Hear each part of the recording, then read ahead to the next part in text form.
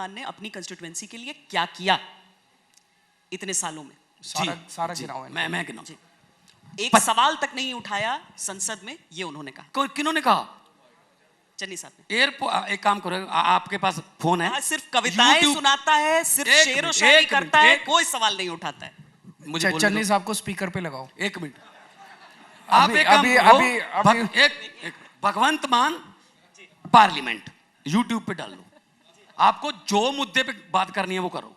मैंने कैंसर का मुद्दा उठाया, अभी मैं अपना एक दिन का प्रचार छोड़ के गया, मैं किसानों का मुद्दा उठाया मैंने, और वो उस समय 12 के 12 वहां नहीं थे, जो इनके 8 तो इनके हैं, ठीक है ना। मैंने खुदकुशियों का मुद्दा उठाया, मैंने एससी स्कॉलरशिप के घोटाले का मुद्दा उठाया, मैंने मनरेगा का मुद्दा उठाया। इनको शायद याद नहीं है, क्योंकि इनके वाले तो सो के वापस आते हैं। आप पार्लियामेंट से निकाल लो रिकॉर्ड, मैं कोई इसको तो कोई मैं टेम्पर नहीं कर सकता। देश में सबसे ज्यादा मुद्दे उठाने वाले 5 वोकलिस्ट एमपी में मेरा नाम है, और 25 करोड़ मुझे मिला 2014 से 2019 तक। मैंने 26 करोड़ 61 लाख का हिसाब दिया लोगों को। 25 मिला और 26 करोड़ का बताएंगे कैसे? 1 करोड़ 1 लाख, जब कोई छोटा मोटा पंचायत का चुनाव आ गया या कोई एमसी का चुनाव आ गया तो कोड लग जाता है, तो पैसा रुक जाता है, तो बैंक का ब्याज तो मिलता है ना उस पर। 1 करोड़ 1 लाख 5 साल में ब्याज मिला, और 60 लाख पुराने एमपी का जो लैप्स कर गया था वो मिला। 26 करोड़ 61 लाख। मैंने कहा अगर 25 करोड़ लोगों का है तो उसका ब्याज भी लोगों का है, इसीलिए दूसरी बार उन्होंने चुना। उनको बोल देना कांग्रेस वालों को कि अपने केवल डिल्लो से पूछ लें, मल्टी मिलियनेयर है, ठीक है ना, कि कौन सी कविता उसको कितने भाव पड़ती है। सुखदेव सिंह ढूंढसा से पूछ लें, विजेंद्र सिंगला से पूछ लें, कविताओं का भाव क्या है। 2 और आरोप हैं कि आप यहाँ हमारा विजन पूछने आएंगे आरोप? सर देखिए, जनता तो पूछेगी ना। जनता नहीं है, जनता का सवाल पूछा ही नहीं आपने, कि लोग कह रहे हैं हमारे चूल्हे में आग बच जाएगी, लोग कह रहे हैं हमारे बच्चे क्या ड्रग्स से बच जाएंगे, लोग कह रहे हैं हमारे बच्चे सऊदी अरब की जेलों से वापस आ सकते हैं। ये सवाल करो जी। स्कूल बनेंगे, अस्पताल बनेंगे, सड़कें बनेंगी, पानी बनेगा, ये जनता के मुद्दे हैं। उनका विजन ही आरोप प्रत्यारोप, बस यही करते हैं लोग।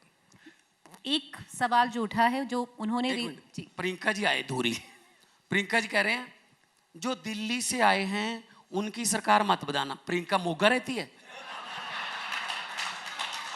खुद भी तो दिल्ली से आई है। पंजाब चुनावों की बड़ी अच्छी बात है, आप बहुत देर तक सीरियस ही नहीं रह सकते। वही, और ये जुगलबंदी हो गई है दोनों की, अरविंद केजरीवाल प्लस भगवंत मान। It is a serious question. अगर ये दिल्ली से हैं, लेकिन ये जो केमिस्ट्री राहुल कहाँ रहता है ना आप दोनों के बीच आज। एक मिनट, गजेंद्र शेखावत कहाँ का है? मीनाक्षी लेखी कहाँ से है? अमित शाह कहाँ से? अमित शाह कहाँ से है? चलिए, सब हिंदुस्तान से। देश की पार्टी, हमारी भी नेशनल पार्टी, हमारे भी कन्वीनर आते हैं। चलिए, आपने प्रियंका गांधी का जिक्र किया, उन्होंने ये भी बोला है अरविंद, और आप इसका, उन्होंने साफ बोला है कि मोदी और अरविंद दोनों एक हैं, दोनों आरएसएस से आए हैं, और आरएसएस की बिल्कुल वही सोच है। कहने दो उनको, क्या फर्क पड़ता है? आप आरएसएस से आए हैं। आर्टिकल 19(1) में सबको बोलने का अधिकार है, वो भी बोल रही हैं। यहाँ प्रियंका जी रहते हैं, जहाँ राहुल जी रहते हैं, जहाँ गांधी परिवार रहता है, जहाँ पे केसी वेणुगोपाल रहते हैं, अमित शाह जी रहते हैं, जहाँ के घर हैं वो नई दिल्ली विधानसभा है, उनका एमएलए पिछले 3 बार से अरविंद केजरीवाल है। उनको बोलो, पहले कांग्रेस को बोलो, पहले नेशनल कैपिटल में कोई खाता तो खोल लें। 0-0-0। अच्छा, रोड मैप पर आते हैं पंजाब की। एक चीज जो हमेशा लोग जिसका जवाब जानना चाहते हैं और आपसे मैं समझना चाहूंगी, लोग कहते हैं कि आम आदमी पार्टी जो है, क्या एक बॉर्डर स्टेट को, इतने संवेदनशील राज्य को संभाल पाएगी? उत्तराखंड को लेकर भी ये सवाल उठे, पंजाब को लेकर भी। तो मैं आपसे समझना चाहती हूँ कि अगर आप यहाँ पर जीतते हैं तो being a border state Punjab को लेकर आपका उस हिसाब से क्या विजन? ये अच्छा प्रश्न पूछा आपने।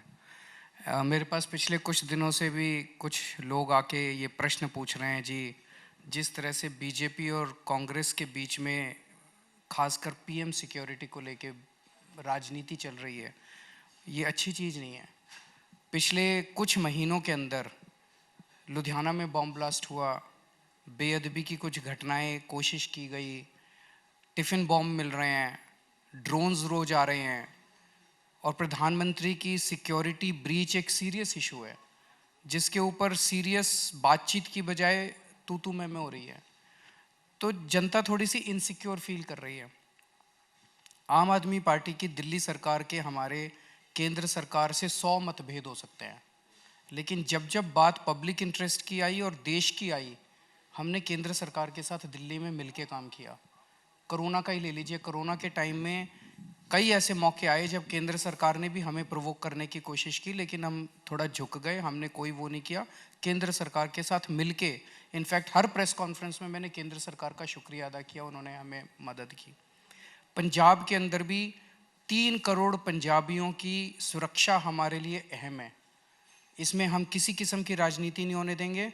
केंद्र सरकार के साथ मिलके पंजाब के अंदर पंजाबियों की, बॉर्डर स्टेट की, बॉर्डर की और देश की सुरक्षा के लिए जो भी करना पड़ेगा, हमें झुकने में हमारा कोई अहंकार नहीं है, हमें झुकने में कोई वो नहीं है।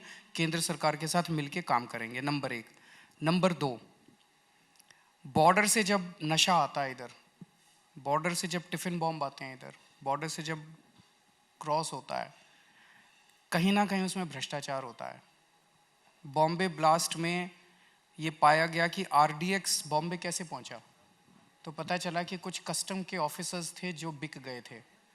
यहाँ भी ज़रूर कुछ ना कुछ कहीं ना कहीं भ्रष्टाचार होता है, किसी ना किसी लेवल के ऊपर कोई ना कोई कॉम्प्रोमाइज़ होता है, जिसकी वजह से ये सब होता है। मैं समझता हूँ कि इसीलिए बहुत ज़रूरी है कि पंजाब में एक निहायत कट्टर ईमानदार सरकार होनी चाहिए। ईमानदार सरकार होगी तो इस किस्म की घटनाएं नहीं घटेंगी। उसके ऊपर अब मैं आपको एक एग्जांपल देता हूँ। एक बेईमान मुख्यमंत्री है, वो पुलिस ऑफिसर्स की मीटिंग बुलाता है, उनको क्या कहेगा? हाँ भाई, तू कितना लेके आया, तेरे इलाके में कितना इकट्ठा हुआ, यही पूछेगा उनसे। SP की पोस्ट के इतने लाख रुपए, थानेदार की पोस्ट के इतने लाख रुपए। अब वो थानेदार SP जब इतना पैसे दे के पोस्टिंग कराएंगे और हर महीने देने पड़ेंगे, तो वो तो फिर टिफिन बॉम्ब भी मंगवाएंगे, वो तो नशा ही बेचेंगे, वो तो फिर कॉम्प्रोमाइज़ करेंगे नेशनल सिक्योरिटी को और लॉ एंड ऑर्डर को। और जब एक ईमानदार मुख्यमंत्री होगा, वो अपने पुलिस ऑफिसर्स की मीटिंग बुलाएगा, वो क्या कहेगा? खबरदार, अगर किसी ने नशा तुम्हारे इलाके में बिका तो खाल खींच लूँगा तुम्हारी। नशा अपने आप बंद हो जाएगा।